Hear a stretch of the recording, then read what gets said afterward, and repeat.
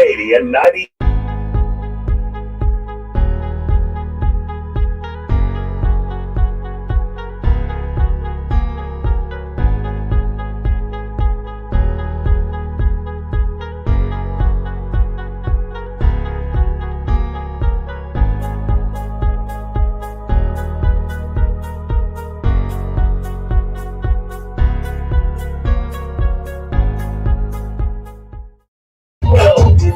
Pleasure, 50% pain, 100% reason to remember the name. He doesn't need his name up in light.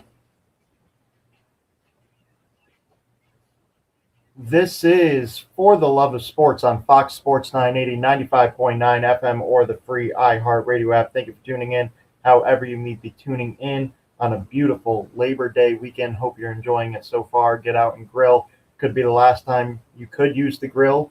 But you know that. You know it doesn't stop. The grilling weather does not stop. In the middle of winter, it doesn't matter. You get out there in your flip-flops, you start grilling. We all know that's the case. You want to get in touch with the show today, you can on Twitter at WOFX980, at ZachFS980. That's ZACHFS980. Also, like us on Facebook at Fox Sports 980, at Zach Harris Sports. And make sure you follow us live also on Facebook and Twitter right now, as well as YouTube. You want to make any comments, I will get to them during the breaks, as I'll need something to do in between the breaks of the live show. But if you want to call into the show today, it's scrolling across the news feed down at the bottom if you're tuning into the live feed. If not, I'll give it to you right now. It's 1-800-TALK-WGY, 1-800-825-5949. And the reason that it's 1-800-TALK-WGY or 825-5949 is for the simple fact that we're making some changes here at iHeart, and we're putting in a new studio, and we haven't quite got there yet. Sometime late September, I'm going to say, early October. So right now, sharing a studio with WGY until the new studio with WGY fully comes in, and that way, it'll be so much easier to go. But 1-800-TALK-WGY, 1-800-825-5949 is the number.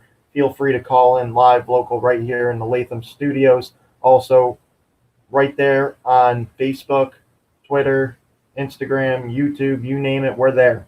And I want to start off with college football because yesterday was a huge game day.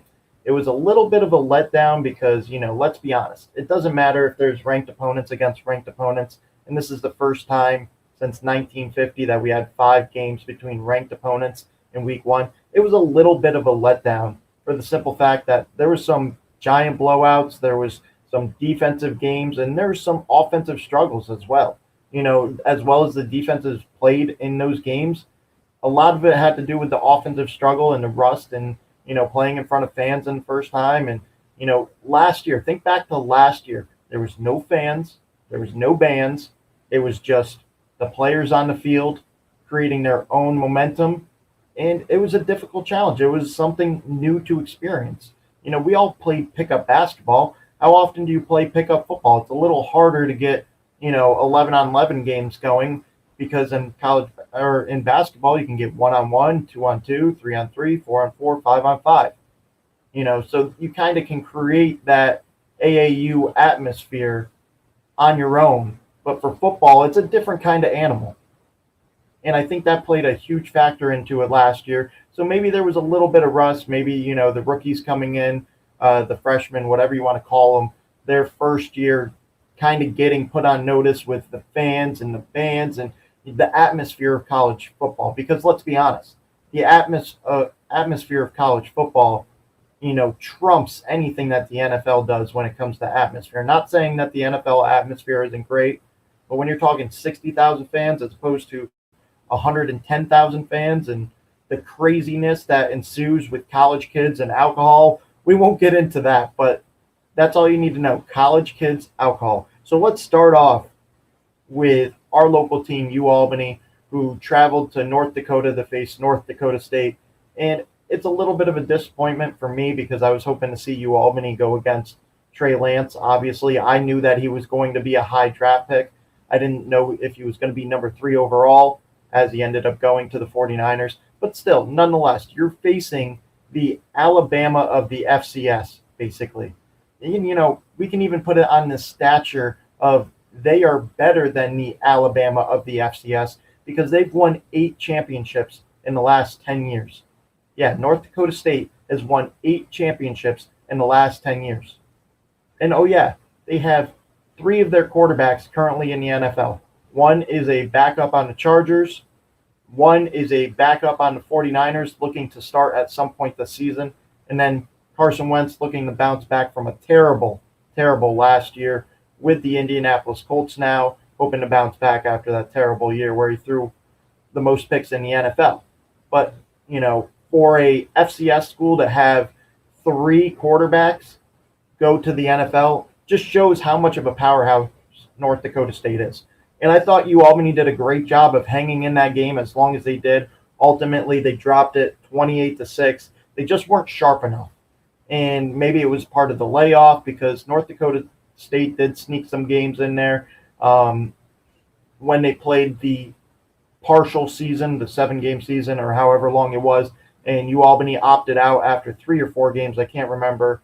It was just a difficult time for them. They opted out and decided to wait for the fall college football season. So I thought a little bit of rust played into it. I thought the rookie for UAlbany, the wide receiver, had an outstanding game, caught a couple of passes, took one to the house, a deep pass right before halftime. I think there was a second left that closed the gap 14-6. But other than that, everything that you thought could go North Dakota State's way absolutely did. North Dakota State played as well as you thought they would. And they did have some bumps in the roads because they had a new starting quarterback, Quincy Patterson, who was Trey Lance's backup for a handful of years, 55 career pass attempts in the last 3 years.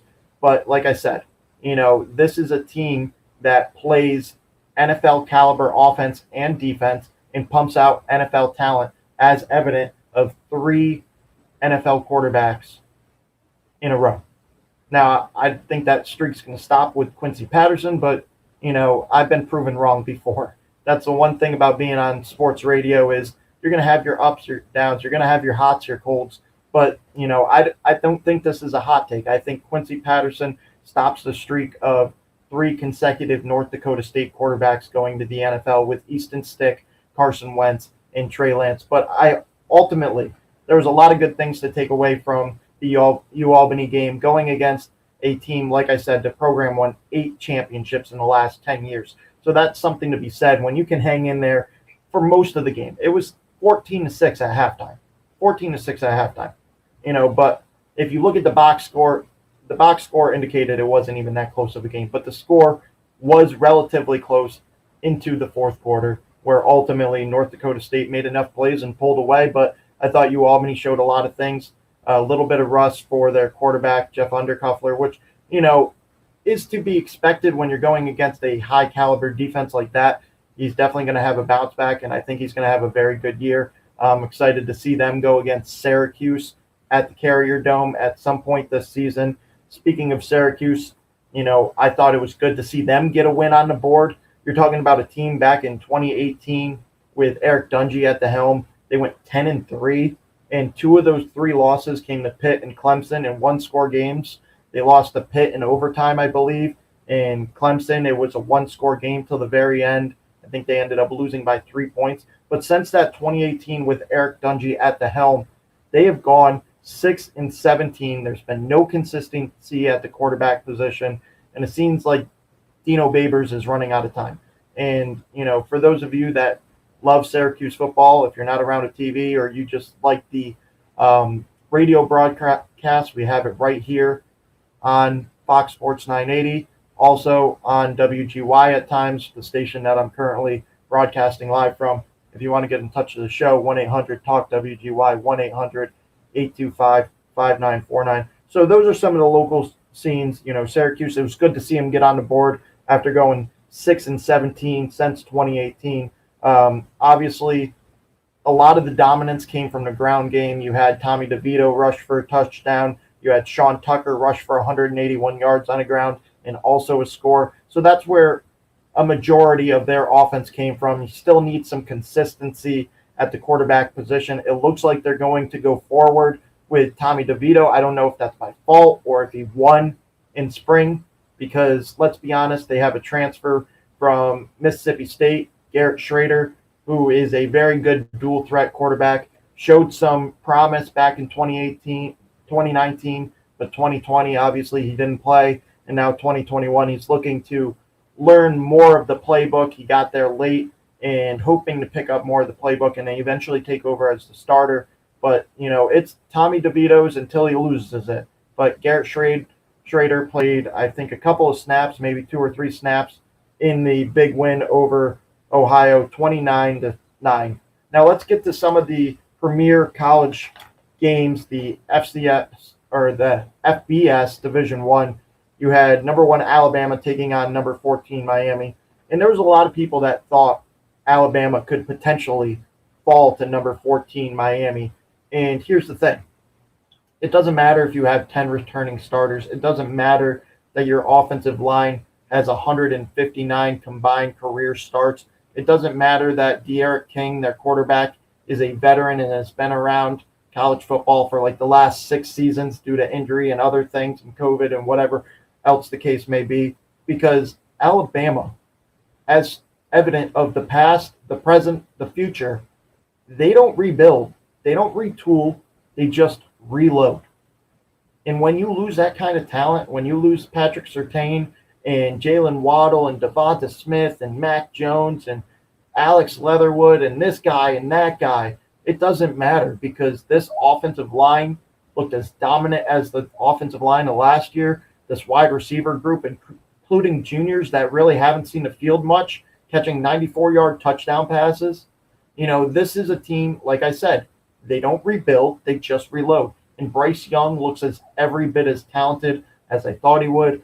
I thought he was going to win the job against Mac Jones last year as a true freshman. I think Nick Saban, maybe Bryce Young, if it was a different kind of year without COVID, maybe Bryce Young would have took it from Mac Jones. But ultimately, Mac Jones was the right choice.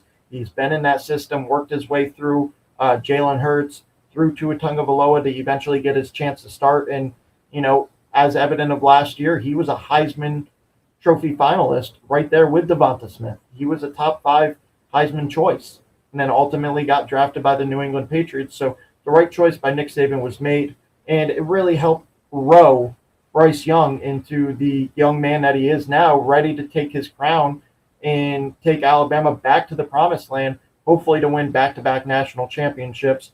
But Miami, there was some good things there, but ultimately that offensive line could not hold up against this elite defensive line that had over 20 sacks in the last 5 games last year that ultimately carried over to this year. Number 2, Oklahoma going against Tulane. My thoughts and prayers are out there for those of you in Louisiana. Tulane ultimately was supposed to host this game, ended up traveling and facing Oklahoma, and they put up a great fight. They were an inch away from extending a drive late in the fourth quarter that ultimately could have helped them take the lead or cut the score down to 2. And the quarterback scrambled. He got tripped up, but he kept his feet alive, kept his feet churning, and ultimately fell just a half a yard short. And that was ultimately the ball game where Oklahoma, number 2, beats Tulane 40-35. I thought it showed great fight by Tulane that has so much going on outside of just football, just in life in general. Like I said, my thoughts and prayers to everybody in Louisiana during this time. I know there's a lot of flooding. I know there's a lot of power outages. So our thoughts and prayers are with you. And just know Tulane put up a heck of a fight and nearly pulled up the upset over number 2 Oklahoma. That quarterback for Tulane, I can't think of his name off the top of my head, but he did an outstanding job, played his heart out, and it just stinks that he got tripped up right before the first down marker on that 4th down that could have extended the drive to ultimately help pull up the upset. Number 5, Georgia. Number 3, Clemson. We hyped this game up. Us as the media, we absolutely hyped this game up. And I did too. I was part of it. I was part of the hype up because you take 2 top 5 teams with 2 quarterbacks that were looking to take the next step. You had JT Daniels, who was the transfer out of USC, who got a couple of reps in last year with Georgia, was looking to take that step forward. They finally have the offensive pieces around him.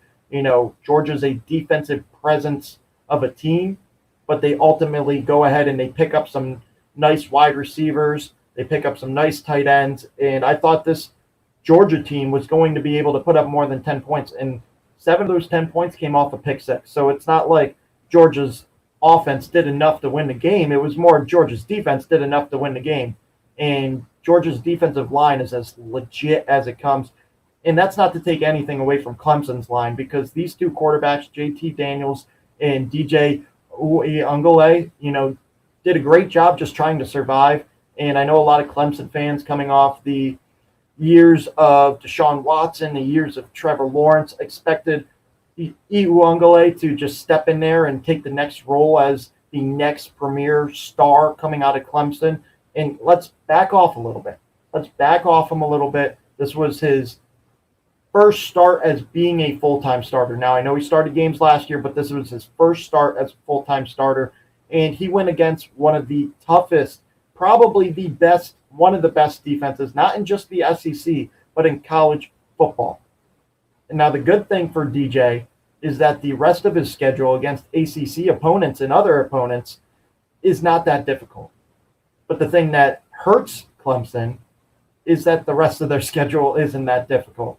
So while it may help DJ get his feet wet and get his feet underneath him and help him succeed this season, it ultimately hurts Clemson, because you take a look across the street, North Carolina ranked, lost. Miami, we just talked about, ranked, lost. They don't have any more ranked opponents in the ACC. So they have to hope that North Carolina or Miami, does something special where they win out, and ultimately Clemson meets them in the title game for the ACC and whoops them behind. Or else Clemson, as early as it is, week 1, this is a game that we can go back to, scratch our heads and scratch Clemson right off the CFP list, right off the college football playoff list. And it stinks to say that, because a 10-3 loss to a very, very good Georgia team that I think could ultimately end up pushing Alabama for the national championship game, that's not a bad loss. It's just the fact that the rest of their schedule against North Carolina, against Miami, against all these other weak ACC foes is really what's going to hurt the resume of Clemson. And they really need one of those teams, either Miami or North Carolina, to step up and meet them in the championship game as a ranked opponent and really be able to put a hurt on either one of those. But that's way down the line. We're not going to talk playoffs just yet. We got a long time to go before that. But speaking of playoffs, college football playoffs, a lot of these matchups have had college football playoffs implications already. And another one is number 19 Penn State against number 12 Wisconsin. I thought Penn State did enough to win the game, obviously, as they pull out the victory 16-10. It was a struggle win, but ultimately Sean Clifford did enough at the quarterback position, a veteran quarterback for that team, as James Franklin and co. look to bounce back from their year last year. And ultimately, I think there's Sean Clifton ultimately holds this team back a little bit, as evident as some of his passes were a little delayed behind receivers. But if Sean Clifford can get out in front of receivers and lead receivers and throw receivers open, the sky is the limit for Penn State, because I do think they have a great defense. They do have some outside receiver threats. But, Wisconsin, they got back to running the ball. That was the most important part. They got back to running the ball. This Wisconsin team last year was unable to run the ball. They get back to what they do best this year, but they didn't run the ball enough. You're in a one-score game. It's okay to feel the need to run the ball more than they did, but they decided to pull away from the run game, as great as it was doing against Penn State, and they fell short 16-10, shot themselves in the foot with a couple of turnovers, especially in the red zone, that could have made a difference in the Wisconsin-Penn State game, but that's what it comes down to. Life's a game in inches, and so is college football. Now, the last one I want to talk about, we're going to skip over Iowa and Indiana, because Michael Penix Jr. for Indiana, coming off an ACL injury, did not look right. He threw 3 interceptions. One of them was a deflected pick six, but ultimately did not look right, as Iowa just romped Indiana 34-6. Louisiana at Lafayette going against number 21 Texas, number 23 Louisiana at Lafayette. I thought this was a chance. I didn't think they were going to win against Texas because I thought Steve Sarkisian has done a great job at the coaching rehab of Nick Saban in Alabama, being an analyst, then being an offensive coordinator, and then eventually taking the Texas job. I thought he did a great job of going through the ranks at the coaching rehab of Alabama and then going on to Texas. He's a good coach. He was a good coach for USC. Ultimately, he had some off-the-field issues, and that's what led to his dismissal. Coaching rehab at Alabama, come back stronger than ever. I'm not going to say Texas is back, but I thought they did a very nice job of showing that they're for real. Their quarterback Card made his first career start. He looked very well under pressure. He looked calm, poised, made some correct plays, rushed for a touchdown. I thought he did a great job. Louisiana at Lafayette, they've done a great job. Billy Napier, the head coach there, back-to-back 10-win seasons, did a great job. Has come under from the ranks of Dabo Swinney and also the ranks of Nick Saban. He's done a great job at Louisiana at Lafayette. They're just not ready to take that next step because ultimately you need players to win in this league, and they just don't have enough five-star recruits at Louisiana at Lafayette. Sorry, I'm not calling them Louisiana. They're Louisiana at Lafayette. But once again, my thoughts and prayers to those of you in Louisiana. This is For the Love Sports on Fox Sports 980, 95.9 FM, as well as the free iHeartRadio app. Also broadcasting live, Facebook, Twitter, YouTube. Check it out. Feel free to comment if you want to call into the show. We're in the WGY studio right now as our studio gets renovated. So number is 1-800-TALK-WGY, 825-5949. Coming up in 4 minutes, we're going to start to preview the AFC East. We'll be back in a minute. The Asphalt Doctor reminds you that shopping locally is a great way to benefit your community. When consumers shop at If you guys have any questions, feel free to post a comment. I'll get to you on air. I'll also get to you back right here, so feel free to post a comment. You got a couple of minutes, and then we're going to get right into the AFC East. Got a Buffalo Bills shirt on, AFC East. I'm going to support Stephon Diggs, my boy, one of the best wide receivers in the league, as evident last year. We'll see if he can take the next step and reassert his dominance after a dominant number one wide receiver year last year with Buffalo. Voltaren gel is clinically proven to relieve arthritis pain, reduce stiffness, and improve mobility. Even better, it's the first full prescription strength non-steroidal anti-inflammatory gel now available over the counter. Powerful arthritis pain relief in a gel. Visit VoltarenGel.com to learn more. Voltaren, feel the joy of movement. Available in the nearest retailer. LASIK Plus literally have thousands of 5-star reviews. Our patients love the service LASIK Plus provides and the outcomes. So we decided to check in on some of our reviewers. Hi. Man, that segment went a little longer than I thought it would. Yeah. I'm from LASIK Plus, and we just wanted to thank you for giving LASIK Plus a 5-star review. Oh, they were great. I got a customized treatment plan, and they just made it all Like I so said, if you have any easy. comments you want to Right. call in, LASIK feel free to Plus is call the in. best. Oh, so Phone your line's neighbor was a open. patient too. Yeah. Right. Comment right here, Frank Facebook, Dog Twitter, 778. YouTube. Maybe. I'll get it. I'll check it out. I'll get back to Right you. now at LASIK Plus, you Got can get about a minute, $1,000 minute and a off half. our wave light laser if you're treated in September. That's $500 off per eye. Visit mylasicoffer.com. LASIK Plus, the patient's choice for LASIK. Must mention this promotion to be treated in September of 2021 to qualify. $1,000 off for both eyes on standard wave light price. $500 off for one eye. Cannot be combined with any other offers. See details at mylasicoffer.com. Do you struggle with occasional nerve aches, weakness, or discomfort in your hands or feet? Right now, we're in the middle of a break. From the world's #1 Just under a minute to go. We'll get back to it. Nervive contains alpha-lipoic acid to relieve nerve aches, weakness, and discomfort. Yeah, John, that's the goal. Vitamins to support healthy nerve function. It's no longer about the AFC Live your East. life with less nerve discomfort. With Nervive, It's about the AFC Championship. Learn more at nervivehealth.com. Crazy how quickly that their progression has led to their Spicy expectations. chicken nugs. We didn't say Wendy's, but you probably thought Wendy's, and you thought right. With a unique blend of spices, these are the spicy nugs that other spicy nugs wish they were. And with Wendy's new ghost pepper ranch sauce, you'll reach new levels of spicy. So you're probably thinking, where's the closest Wendy's? Get the only 6-piece spicy nuggets worthy of their name. All right, here we go. We're going to get back to it in about 10 seconds. Participating U.S. Wendy's offer must be redeemed through the Wendy's app. Download account registration required. Not valid with other offers. See offer and app for additional terms. Fox Sports 980 and 95.9 FM.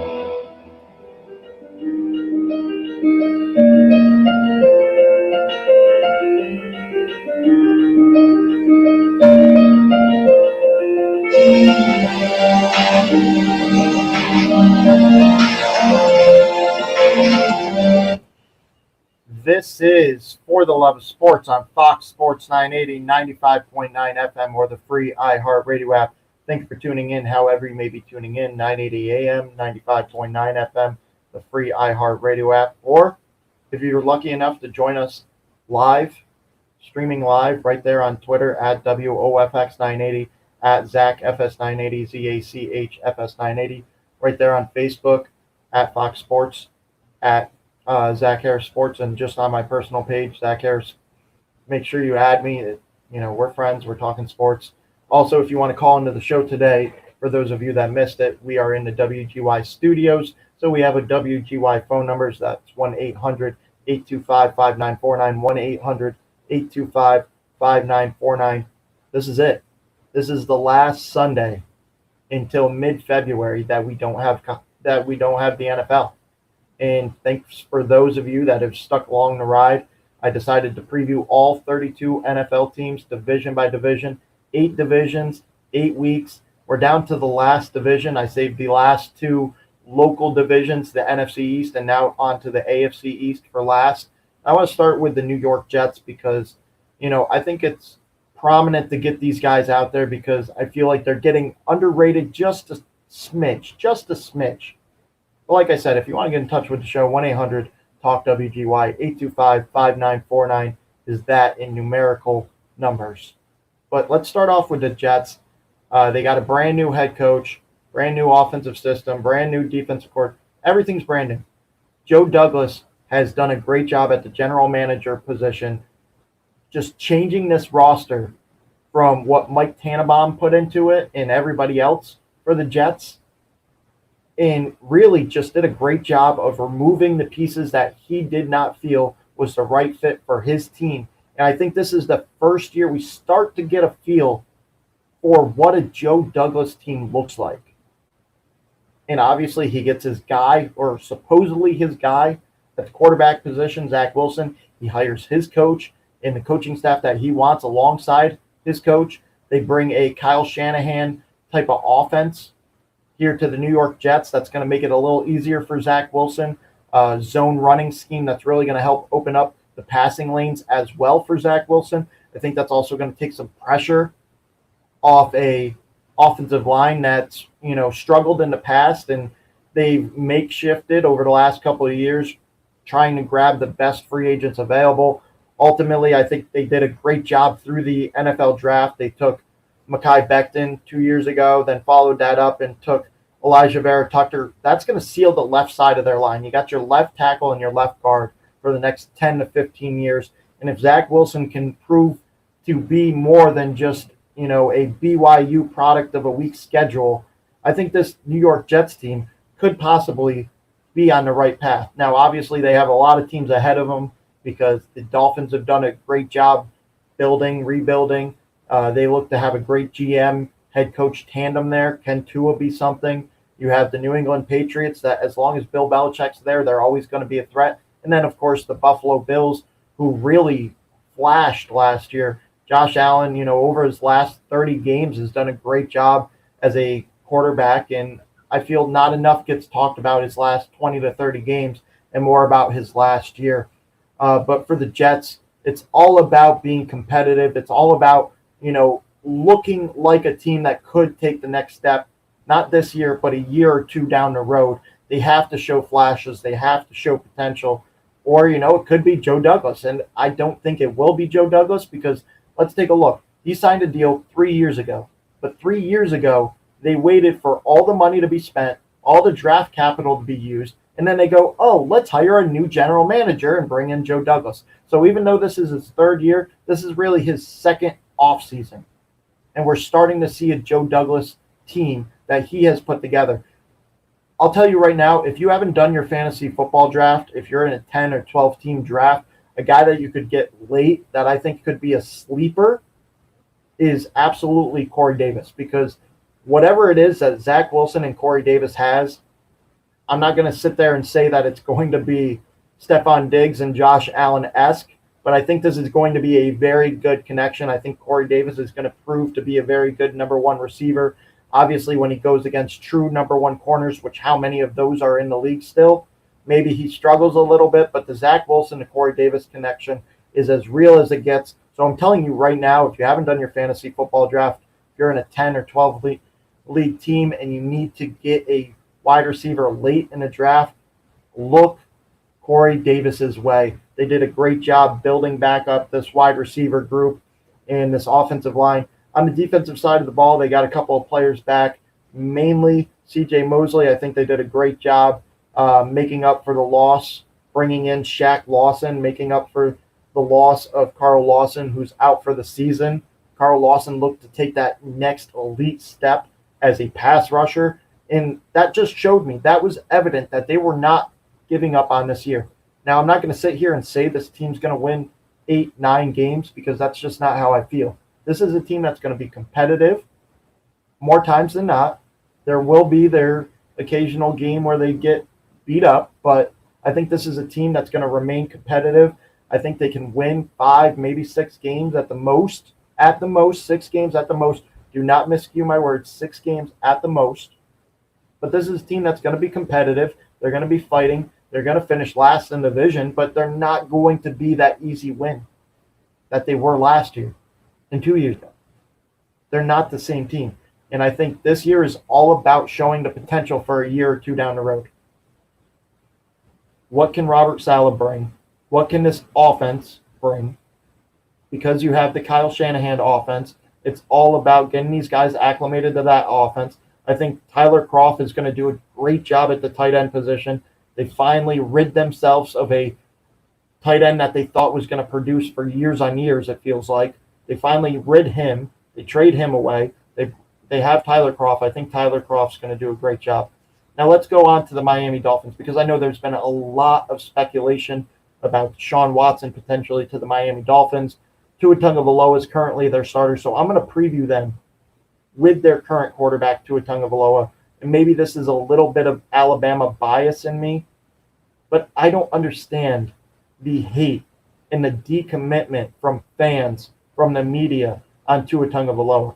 Now, I know he came from an Alabama system under Steve Sarkisian and co., where it felt like every Alabama wide receiver was open by 5-10 yards. But let's be honest. This is a guy that completes a high percentage of passes. He's an accurate passer. He's mobile to an extent. Now, I'm not going to sit there and say he's going to run for 50 yards a game, but this is a guy that can extend some plays with his legs. Now, Colin Cowherd and other media members always talk about that special. That's special. What is special about Tua Tagovailoa? First of all, his accuracy is special. It's Drew Brees-esque. I don't like comparing quarterbacks to other quarterbacks or any player to any other player, but his accuracy is Drew Brees-esque. Now, will he have the time in the pocket, the right decision-making from shoulders to head? That's where we're worried about. Is he going to make the right reads? Is he going to make the right plays? I know he struggled last year. I know Tua Tagovailoa struggled last year. You don't got to tell me anything. But it wasn't dialed up enough. You see what they did with Ryan Fitzpatrick last year in place of Tua Tagovailoa, especially late in games. They dialed it up for a guy who's not afraid to throw it deep, that's not afraid of an interception. And they just did not do that for Tua Tagovailoa for whatever reason. You know, maybe he wasn't fully healthy. Maybe he didn't know the playbook full enough. But this is a new year. You're going into year 2 of Tua Tagovailoa. He's finally got the starting reins. He doesn't have to worry about Ryan Fitzpatrick coming in place of Tua Tagovailoa. It's Tua's job, unless they trade for Deshaun Watson. But it's Tua's job. He's got a very good wide receiver group. Malcolm Brown, Myles Gaskins at the running back position. They get the wide receivers that they need to be explosive. Jalen Waddle was their first-round pick. Devontae Parker really exploded on the scene last year. Will Fuller, when he gets over his suspension, I think he's suspended the first 2 weeks of the season. Don't quote me on that. And then you got Mike Gesicki, who's going to take the next step, but look to be one of Tua Tagovailoa's favorite targets. So look for him in the red zone. Maybe another guy potentially as a backup, or maybe your starter in fantasy football. For you fantasy football heads out there, this defense, we know what this defense and special teams give you. They're an elite defense and elite special teams that won a lot of games last year. And Tua really was able to come into his own last year. Didn't take that many chances. So I think there's going to be bumps and bruises with Tua Tagovailoa, but ultimately I think he does succeed. I'm going to live and die on that sword. I'm going to go out on a ledge, a sword, whatever you want to call it. I'm going to live and die. I think Tua Tagovailoa has what it takes to be a high-end starter in this league. I'm not going to say an elite starter, a high-end starter. Maybe a Ryan Tannehill, maybe a Kirk Cousins or something along that line. He can be a high-end starter. Throw last year out the window. He went through a hip injury that would have ended most people's football career. And you're talking about a guy that still got drafted as high as he did, came back as early as he did last year, and ultimately played through some pain, played through some ups and downs, but he is fully healed. He gets the full off-season treatment with COVID not being as much as a factor as it was last year. And this is really his opportunity to take a step forward. I do think there's pressure on them because they do have a lot of draft capital to move forward up in next year's draft. Just because they traded away with the Philadelphia Eagles a first-round draft pick doesn't mean they still don't have draft capital to move anywhere they want up and down the NFL draft board next year. But they really want to see what they have in Tua Tagovailoa. But in this day and age, where you've seen the Arizona Cardinals take back-to-back first-round quarterbacks, where we've seen other teams take quarterbacks, 2-3 years later. The Jets just did it. They had Sam Darnold. They decided to move on from Sam Darnold without even ever fully being able to evaluate him because they didn't end up putting the pieces around him. And ultimately, where the team was headed and where Sam Darnold was in the process of him getting paid and where he was in his career didn't line up. They had to move on. They had to bring in a new quarterback. But Tua Tagovailoa, I'm going to die on the ledge. I'm going to die on that ledge that Tua Tagovailoa can be a high-end starter in this league. Now let's move on to the New England Patriots. We'll get right to that after the break. This is For the Love of Sports on Fox Sports 980, 95.9 FM. Coming up in a couple of minutes. New England Patriots, Buffalo Bills fans, don't go anywhere. We're getting to your teams next. This is For the Love of Sports on Fox Sports 980, 95.9 FM. Rick and Mick are twins. Hi. Rick and Mick wanted to get their medical marijuana cards because medical marijuana is legal here and helping more and more people every day. Count me in. I'm ready. So Rick researched where to find a licensed medical marijuana doctor. I know a guy who posted when the Bills drafted Josh Allen that it would keep Buffalo irrelevant. I asked him how that take is holding up. He's a Broncos fan, given how they stand with their quarterback situation. Maybe he shouldn't be commenting. John, if you go back to one of my previous podcasts or you listen to the show before, I thought going into that draft, Josh Allen was one of the most talented quarterbacks, and that included Lamar Jackson and everybody else that was taken in the first round. But I thought Josh Allen had what it took. Accuracy obviously being an issue, but he did a great job working on that in the offseason. Got a quarterback coach. Brian Daboll's really helped him stabilize, and he's just put in the work. And then the Buffalo Bills believed in him. They decided to bring in a high-end number one wide receiver in Stephon Diggs. The reason I have Stephon Diggs' shirt because I thought he did a great job helping the progress of Josh Allen. But Josh Allen also helped himself. One thing my mom has always told me, you can only help those willing to help themselves. Guess what? Josh Allen was willing to help himself by putting in the work, by putting in the time, by putting in the effort. And guess what? They decided, the Bills as an organization decided to help him as well by bringing in Stephon Diggs. And that's exactly what happened. They made some magic happen, and they're looking to not be a one-year wonder. But the cream of the crop in the AFC East that's been dominated by a New England Patriots team. They were 3-32 or something along that line going into last year against the New England Patriots. To be able to dethrone the New England Patriots, as you know, even though they went 7-9, he still dethroned them and showed that as a Bills fan, as a Bills organization, you're no longer afraid of the New England Patriots. And this is your division until someone takes it from you. So I thought the Bills did a great job last year. They keep adding new pieces. I'm excited to see their defensive ends that they took in the first round and the second round. I thought they're raw but talented. How do they fit in? Basham, maybe be a backup this year, but eventually get some snaps later in the season. But, Gregory Rousseau from Miami, I think he has what it takes to eventually take one of the starting jobs. He's going to get a lot of snaps early in the season. And like being a Bills fan, going against a guy like Patrick Mahomes, you need a pass rush. And that's the one thing the Bills knew that they were missing. They addressed it in the draft. They got some raw but very talented guys that could potentially be difference makers when it comes to playoff time. And you got to go against Lamar Jackson, Baker Mayfield, potentially a Carson Wentz or Patrick Mahomes or one of the top tier quarterbacks that are in the AFC.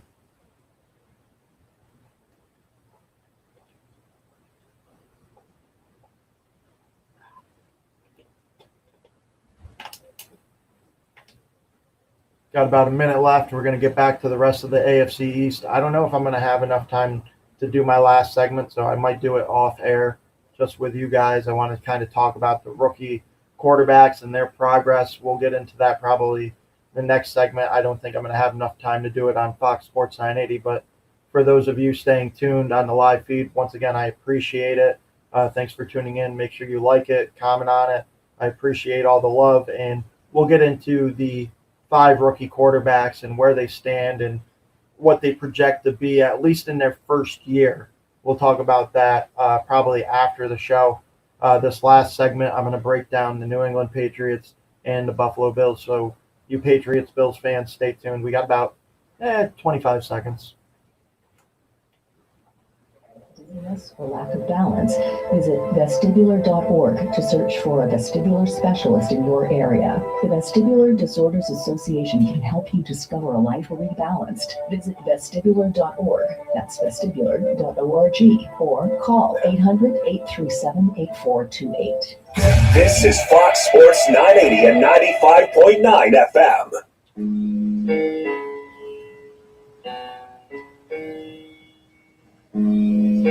This one's for you, Trey Young.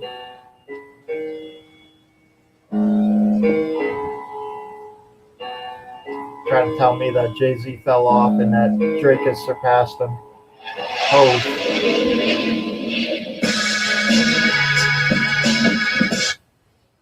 This is For the Love of Sports on Fox Sports 980, 95.9 FM, as well as the free iHeartRadio app. Thank you for tuning in, however you may be tuning in on this Labor Day weekend.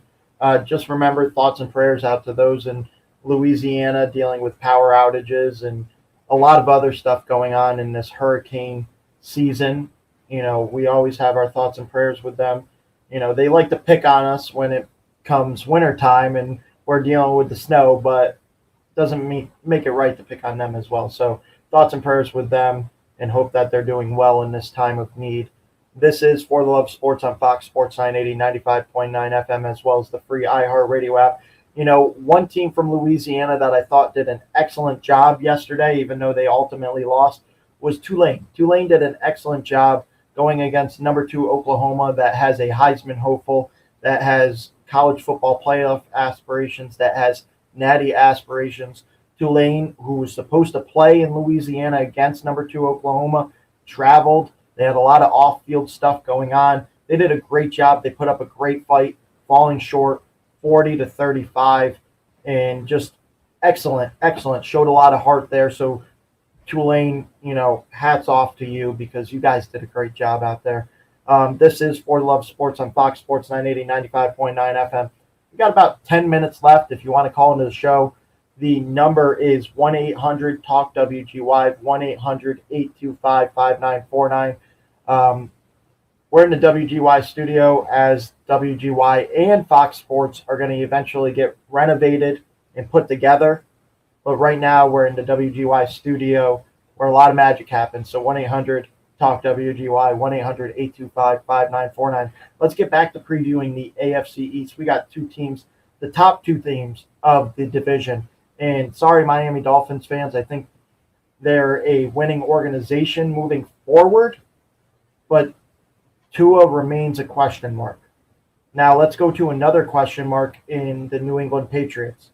One thing that I saw on Twitter, and it came straight from the thumbs of Asante Samuel, who spent time with the Philadelphia Eagles, spent time with the New England Patriots, helped win some championships.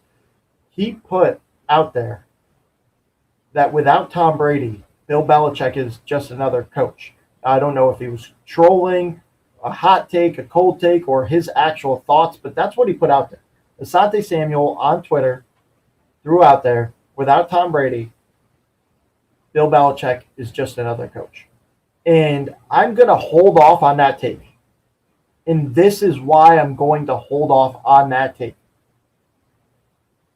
This is a team that sold its soul to win as many Super Bowls as they could with Tom Brady at the helm.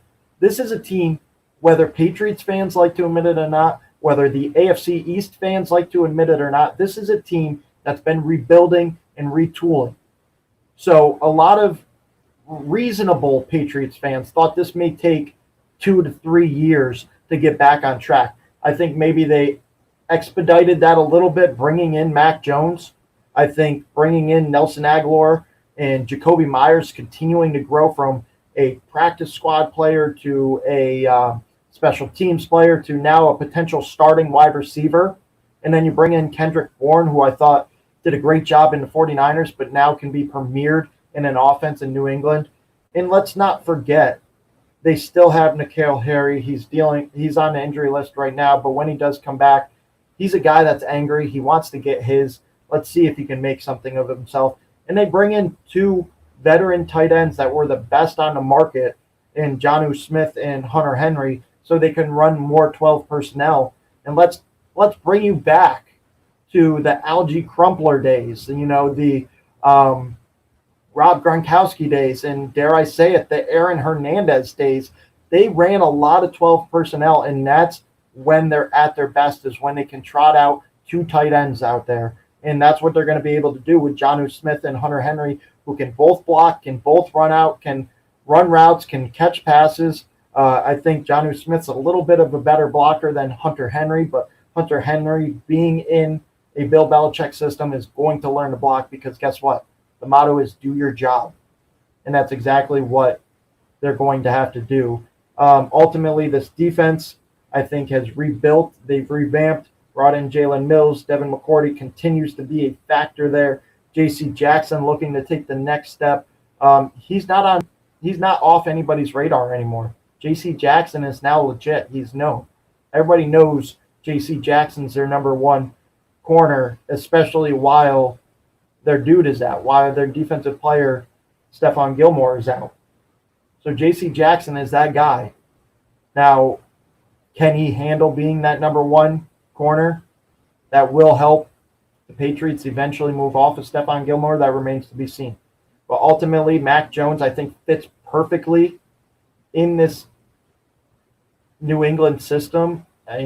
We want to compare him to Tom Brady because we saw that cigar smoking picture of Alabama after they beat Tennessee, and he was shirtless and he had that same flab that you've seen with Tom Brady at the NFL Combine. That same kind of flab, that dad bod going on. But more outside than that, you take a look at what Bill Belichick likes in a quarterback. Cam Newton is not anything that he likes in the scouting report. There was a scouting report that got released on what Bill Belichick looks for in a quarterback: accuracy, mechanics, work ethic. Those are 3 things that scream Mac Jones.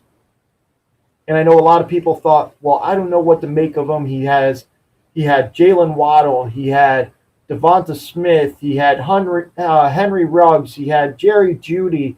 He's had 4 first-round wide receivers. Guess what? Last year, he still broke the college football record for highest completion percentage.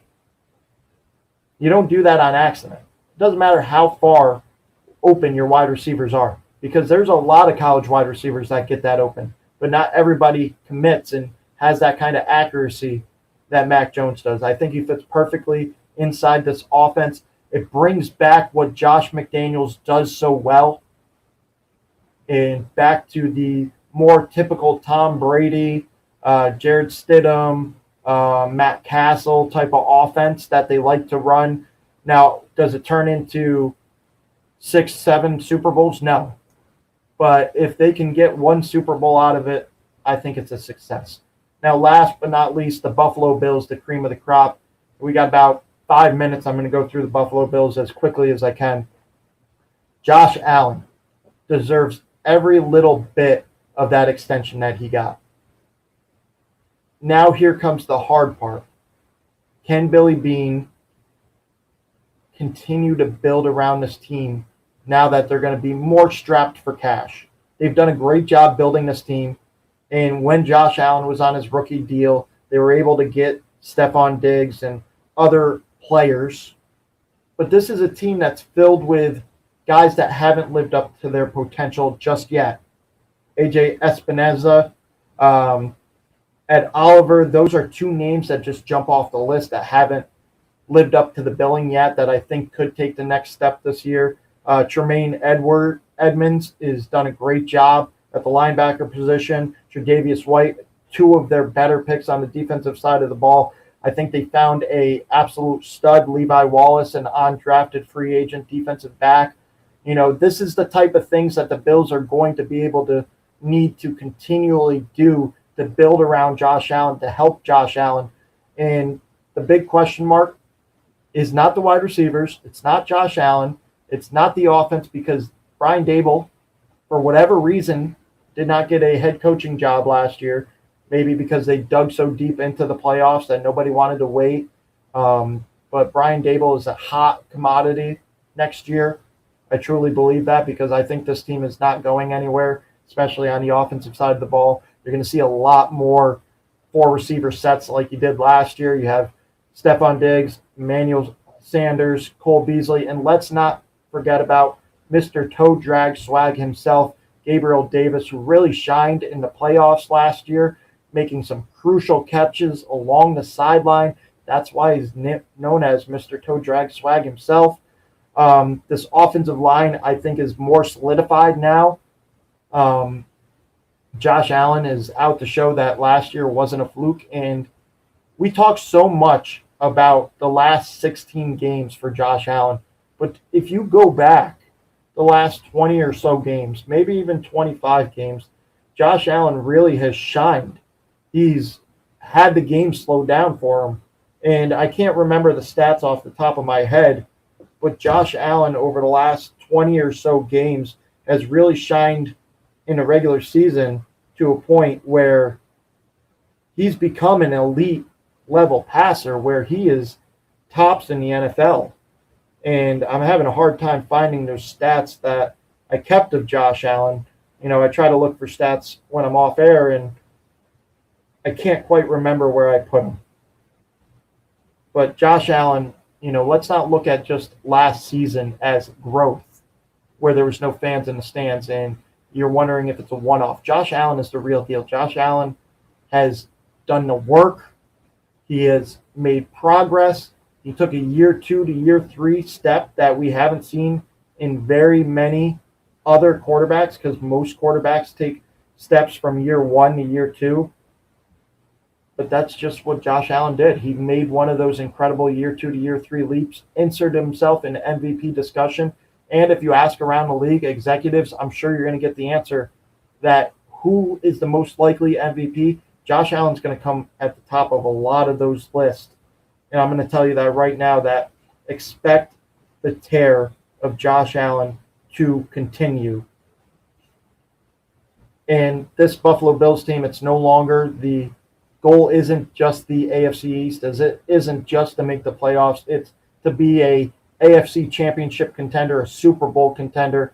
In the way that they built this team, I was talking off air a little bit about how they added 2 pass rushers in the NFL draft over the offseason, and it really comes down to, can they generate a pass rush when they get into the playoffs, when they go against Patrick Mahomes, when they go against Lamar Jackson, when they go against Ryan Tannehill, Baker Mayfield, or any other solidified quarterback in the AFC.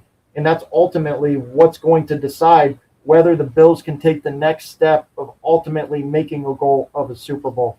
This is For the Love of Sports on Fox Sports 980, 95.9 FM. Thank you for tuning in, however you may be tuning in. Enjoy your Labor Day weekend, and thoughts and prayers once again out there to Louisiana in this time of need. Enjoy your weekend. Enjoy your family. Get back to work on Tuesday. The grind never stops. This is For the Love of Sports on Fox Sports 980, 95.9 FM. Meridian's Labor Day sale is Hold on one second, guys. I'm going to let this go. Then I want to talk about the 5 rookie quarterbacks, the 3 starters, the 2 backups. We'll get into that in a second. Now it's your turn at Meridian's.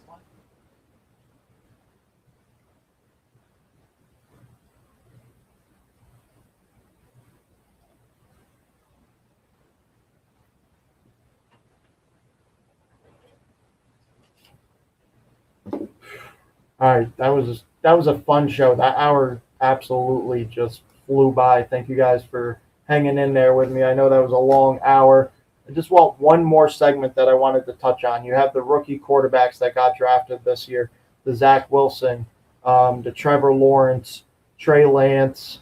We'll go through them all, Mac Jones, and some others. So let's go through them real quickly.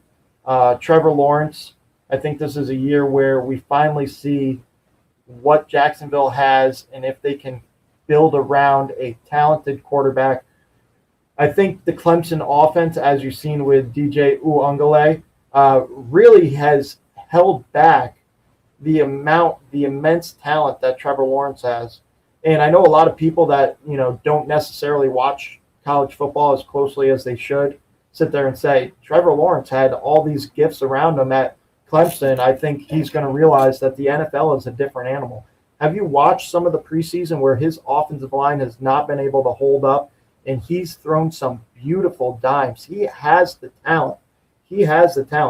Can the Jacksonville Jaguars build around this team, build around this quarterback to help them succeed? Because I don't think that hype is fake. I think Trevor Lawrence is on that same level where you saw with Andrew Luck, where he took a 1-15 team, and other than his injured years, when he played a full 16-game slate, this is a team, the Colts was, that went 1-15, ultimately winning double digits every single year that he played 16-plus games. Every single year, they were a 10-win team with Andrew Luck, and I think that is the type of potential the Jaguars have. But if you listen to previous shows, I talked about how the Jaguars I compared it to grocery shopping. When you're grocery shopping and you wait to the last possible second, the cupboards are bare, you have nothing in the cupboards, what's the first thing you do? You go ahead and you get your meat, your main course of the dinners and the lunches. That's Trevor Lawrence. Now you need to get the sides. Now you need to get the rices, the macaronis, the potatoes, the green beans, everything to surround Trevor Lawrence. And I know I'm probably making a lot of you guys hungry out there, but that's truly what I believe when it comes to this Jaguars team, that cupboards are bare, but Trevor Lawrence is absolutely the real deal. I think he's going to do a great job at the NFL level as long as they put the right pieces around him. The only question mark that I have, besides putting the right pieces around him, is Urban Meyer. How long until his coaching style burns out? You remember Jim Harbaugh with the San Francisco 49ers and how quickly his voice got old, to treating players like college football players. That's going to get old quickly. There's already some rumblings that they want to be treated like grown men. And, that's going to continue until Urban Meyer wins at the NFL level. Maybe players aren't going to buy in as much as we hope. So that's a question mark for me as well. Now let's go to Zach Wilson. Zach Wilson and the Jets are more set up for success than 4 years ago when they drafted Sam Darnold. Because we talk about cupboards bare, they did nothing. They did a horrendous job building around Sam Darnold. I truly believe that Zach Wilson is more set up for success with this Jets organization than it was years ago when they drafted Sam Darnold.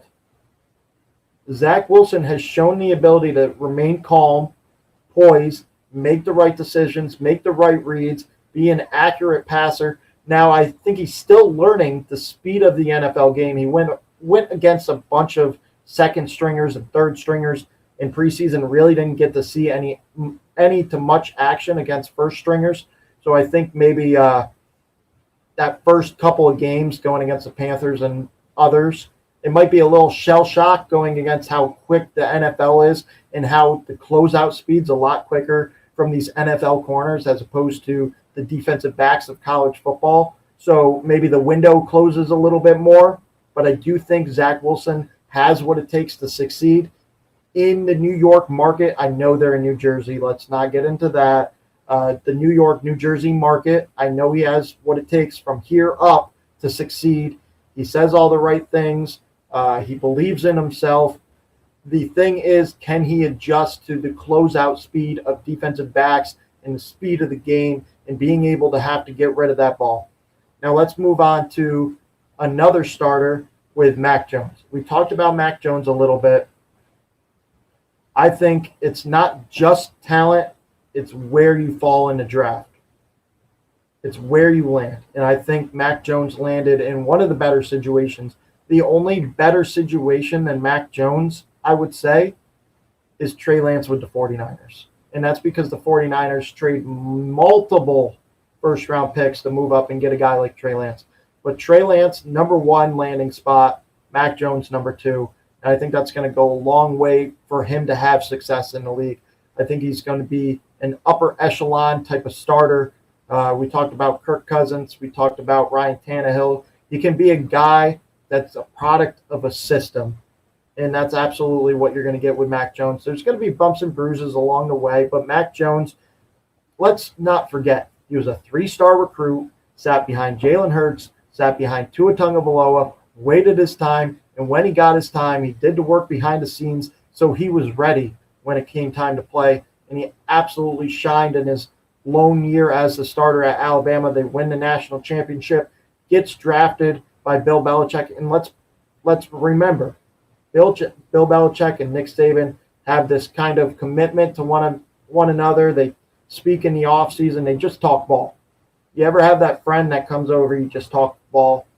That's absolutely what you get with Nick Saban and Bill Belichick. So I'm sure everything there is to know about Mac Jones outside of the NFL draft combine, Bill Belichick already knew going into this draft that he had the potential to take Mac Jones. He did. Fits his system perfectly. Now let's get on to, before I get on to Trey Lance, because that is my favorite player of the NFL draft last year. I talked about how Josh Allen was one of the most talented guys coming out of the draft that year. Trey Lance has that same kind of talent. Now, it's all about can he put it together at the next level. But let's get into Justin Fields, who I think he fell in a decent situation. This is a team that organizationally has failed many quarterbacks of the past. Kyle Orton. Do I have to name them all for you? Kyle Orton, Jay Cutler. Jay Cutler was probably their most talented quarterback since Sid Luckman. I think Justin Fields dwarfs what Jay Cutler was, because Jay Cutler, it was never an issue of talent. It was an issue of what's going on up here. He just did not have a right feel for the game, but his arm talent was off the charts. Justin Fields, here's the problem with the Bears. You have a general manager and a head coach that are in win now mode. We thought they were going to get fired in the offseason. They didn't. They survived. They got one more year. Justin Fields, I think, is the right decision to make, But whatever it is, maybe loyalty to Andy Dalton. I don't know what it is that they're starting Andy Dalton. Maybe they're afraid of going against the Rams. But let's be honest, when you entered the NFL, you're going against hard-hitting NFL players. Everybody's 6'5", 300 pounds, and can run a 5 flat 40. Everybody is going to be dominant at the NFL level on the defensive line. So when you take a hit, you're going to get hit.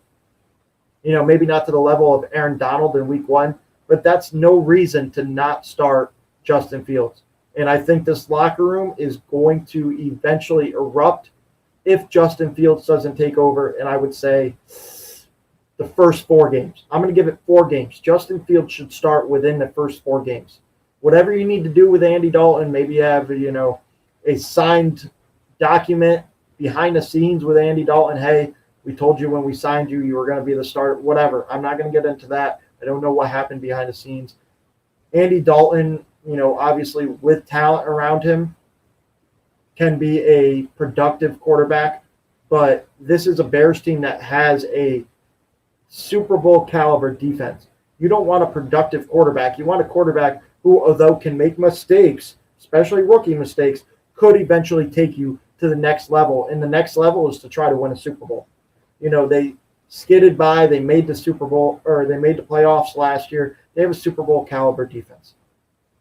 You don't want that defense to age and not be on the same timeline of Justin Fields' progress. So at some point, Justin Fields is absolutely getting on the field for the Chicago Bears.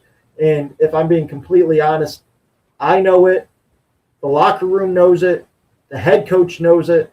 I don't know why it's not being done, but eventually we're going to get to the point where if you don't put them in, the locker room's not going to want to play for you because they want a quarterback that can put numbers on the board, and Justin Fields is that guy. Last but not least, Trey Lance. That's my dude. That's my Josh Allen of this year, my most talented quarterback in the draft. I think he landed in the best spot to succeed. QB-friendly system. You got to remember, this kid's thrown about 40 passes in two years, or completed 40 passes in 2 years, whatever the case may be. He hasn't gotten much playing time in the last 2 years. The way I would like to put it to you guys out there is, yes, he's an FCS player. How many FCS quarterbacks do you know have gotten the kind of hype and been able to come out early of an FCS? Not many. Carson Wentz played all 4 years. Joe Flacco, I think he played all 4 years. Ben Roethlisberger, he's played all 4 years. The list goes on of FCS players that have done their time before entering the NFL draft. That's not the case with Trey Lance. Trey Lance's talent, his attributes jumped off from the get-go. He was going to be a star at the FCS level, and he had the talent. He was a tweener. He had more talent than what the FCS offered, but maybe he didn't have quite enough talent to be considered a Division I, whatever the case may be. But he's in the NFL. He's arrived. I think this is a great situation for him with the San Francisco 49ers starting Jimmy Garoppolo. I would have preferred to start Trey Lance, but I think this is what the 49ers need to do. Start Jimmy Garoppolo because this is still a win-now team and win-later team. They are built for success of not only the present, but also for the future. They did a great job building that offense, building that defense, and they continue to bring in players that just buy into the system and play at an elite level. So I'm not quite worried about when Trey Lance gets on the field.